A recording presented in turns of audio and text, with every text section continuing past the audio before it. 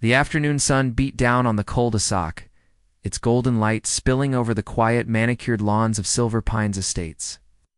Marcus and his wife Alana had just finished planting a few rose bushes in their new front yard, their dream home finally realized after years of saving. But as Marcus went inside to grab lemonade, two men in fake police vests pulled up in a white SUV. Their badges gleamed under the sun, but something about their faces, the smirks, the swagger wasn't right. Lana straightened, dirt still on her gloves. "Can I help you, officers?" she asked, voice calm but sharp. The taller man sneered. "We've had complaints. You don't look like the kind of people who belong here. Before I tell you what happened next, tell me in the comments where you're rewatching from. I love knowing who's listening." Alana froze for just a heartbeat. She'd heard stories like this, neighbors questioning who belonged in certain zip codes. But she never thought it would happen to her. She studied the men, boots, two new vests, with no department patches, guns that looked too shiny, too misplaced. Her instincts prickled. "I didn't realize gardening was against the law," she replied, keeping her tone even. That's when the second man stepped forward, pulling out a fake citation pad. "Name ID. Address verification," he demanded.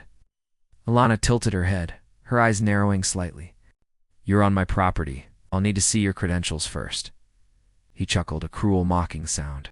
"Lady, don't make this harder than it has to be. We can take you in for obstruction if we want." What they didn't know, what they couldn't. TC behind her calm was that Alana had spent years training others to defend themselves. Krav Maga wasn't just a hobby, it was her calling. She'd taught soldiers, police officers, and countless women how to survive when fear tried to take control. And right now, her instincts told her these men weren't cops. They were predators wearing uniforms of authority. Inside, Marcus filled a glass of water, oblivious to the confrontation outside. When he glanced through the window, the scene froze him mid-step, his wife surrounded by two men with guns on their belts. He dropped the glass, water splashing across the tiles, and ran for the door. Outside, the taller man grabbed Alana's wrist. "You're coming with us for questioning?"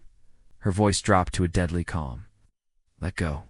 When he didn't, she moved fluid, fast, and precise. Her body twisted, hands snapping to his wrist, wrenching it downward until his fake badge hit the grass. Before he could react, she pivoted elbow to the ribs, heel to the shin, sending him staggering back with a groan. The second man lunged, but Alana sidestepped, grabbing his arm and using his momentum to flip him over her shoulder. Landed hard, air bursting from his lungs. Marcus burst through the door just in time to see one of the men reaching for his gun. "Alana," he shouted. But she was already there, 2 steps ahead, boot striking the gun hand before he could draw. It skidded across the driveway. "Fake cops," she said through clenched teeth. "Stay inside, Marcus." Neighbors began to emerge from their homes, drawn by the noise, murmurs rippling through the crowd as they watched the petite woman disarm and pin down 2 armed intruders. "Someone call the real police?" Marcus yelled, standing protectively by the porch. Within minutes, the distant wail of sirens filled the air. The fake officers, realizing they'd lost control, tried to scramble to their feet, but Alana's voice cut through the chaos. "Don't move," she commanded. And something in her tone, firm, unshaken, filled with quiet authority, made everyone freeze. Even the crowd fell silent. When the real officers arrived, they confirmed it. The badges were counterfeit. The men were part of a scam targeting new homeowners in wealthy neighborhoods, pretending to be HOA enforcement to intimidate and rob families. But this time, they'd picked the wrong house. At the station, one of the officers approached Alana and Marcus. "Ma'am," he said respectfully, "I've seen a lot of people freeze in fear in moments like that. How did you stay so calm?" Alana smiled softly. "Because fear doesn't have to decide who wins. Training does. Discipline does."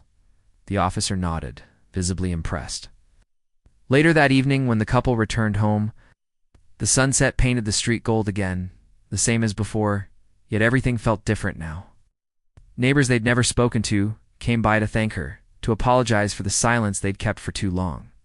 And for the first time, the Carringtons, a black couple in a gated community that had once watched them from behind curtains, felt seen, respected, and safe. But that night, as Alana stood by the window, watching the stars flicker above the rooftops, her thoughts weren't of victory. They were of purpose. How many others faced threats like this without the skills or confidence to defend themselves? She turned to Marcus, her eyes fierce with resolve. I'm starting free community defense classes, she said quietly. No one should ever feel powerless in their own home. Marcus smiled, proud. That's my girl. Months later, the sound of determined shouts and synchronized strikes filled the local gym. Alana's classes grew women, men, even teens, learning not just self-defense, but self-worth. The fake cops had tried to intimidate her. Instead, they'd awakened something unstoppable. Because strength doesn't come from size or wealth, it comes from knowing you can protect what you love. And sometimes, the quietest person on the block turns out to be the strongest one there. Because courage isn't loud, it's steady, disciplined, and ready when needed. If this story inspired you, hit subscribe and share it with someone who needs to remember that real power doesn't shout, it stands its ground. Tell me in the comments, would you have had the courage to do what Alana did?